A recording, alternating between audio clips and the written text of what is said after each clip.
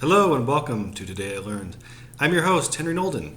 Today we are going to be taking a look at James Madison, our fourth president from our list, and going to look over three things about him that I think two of them didn't make it into the chapter, so lack of time, anything else, because as I mentioned, as I think I mentioned before, the chapters focus more on their time as president, and so, James Madison is called the father of the Constitution. Anyone who's gone through a government class knows this. Not everyone really knows why. So, I don't think it's overstating it too much to say that Madison was basically responsible for the Constitution.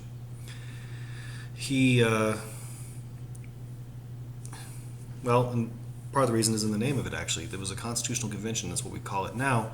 But at the time, it was not designed as such. It was a convention of the states to amend the Articles of the Confederation.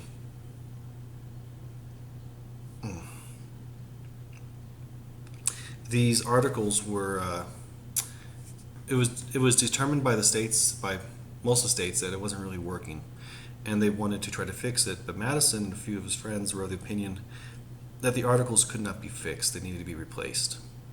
And so, at the convention to amend it, he presented his Virginia plan, which was effectively a complete rewrite from scratch, reworking the whole thing from scratch, from the ground up. And several people left the convention. They were upset. They thought they'd been called on false pretenses, but enough stayed to have a quorum, and the Constitution was a result of it.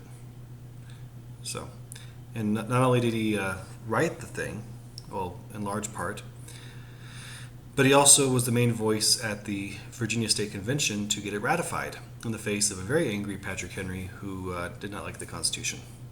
Said he'd rather have a king than to submit to live under the terms of that Constitution.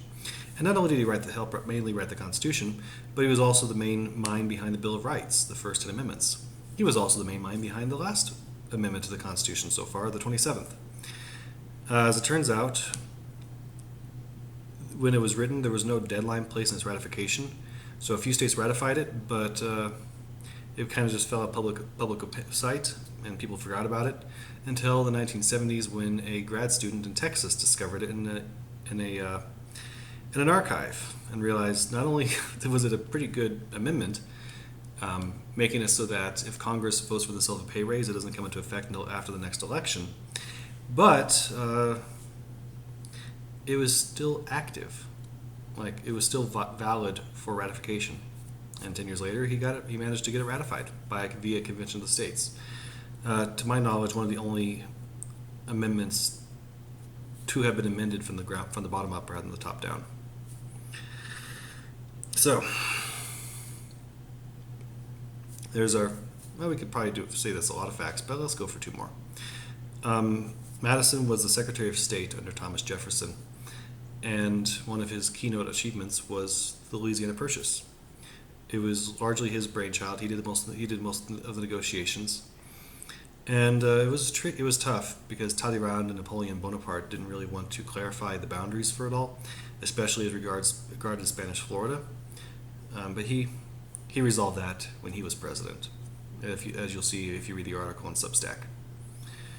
And last but not least, after he was president, probably the person he was closest to was James Monroe, the fifth president, and his own Secretary of State.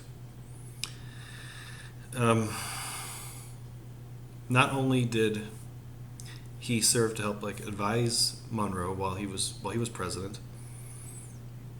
but they were very close friends. Monroe preceded him in death by about 5 years, and it's reported that among his last words were regretting that he, Monroe, would not be able to see Madison's face again in his life.